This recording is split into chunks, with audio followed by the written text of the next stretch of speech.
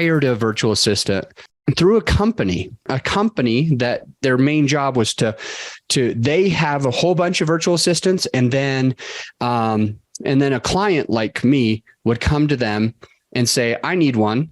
And then they would charge a small premium. So it's about double whatever the VA is getting.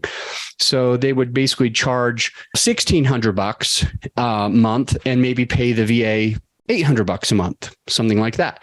Well, that's okay. I think that's a benefit because obviously the company needs to have a profit. The company needs to have that $800 a month because they're hiring, they're training, they're making sure that your virtual assistant is all set. And furthermore, if that virtual assistant quits, gets fired, goes to another job, then they're under the obligation to replace that VA so that you always have one. So they've got to pay virtual assistants to be available on staff, train, hire, and be basically just available for the next client. So there are expenses included. So I was totally fine paying something like $1,600 a month while they were paying the VA $800 a month. And actually, I think this was so long ago because Jerisa, who's that assistant, has been with me for about 6 years. So since 2018, 19, 20, 21, 22, 23. Yeah. So she's on her 6th year. So maybe she started slightly before that.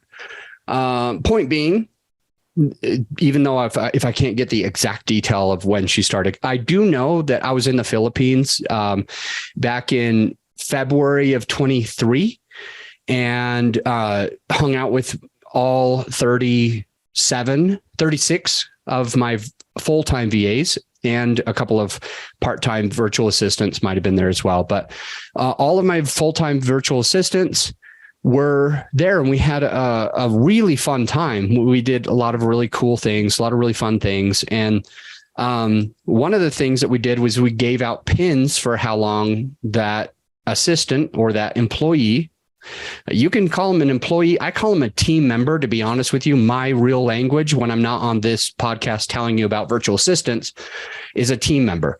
And we try to train, we try to incorporate the mentality of family within our virtual assistant. So we think of everybody as family.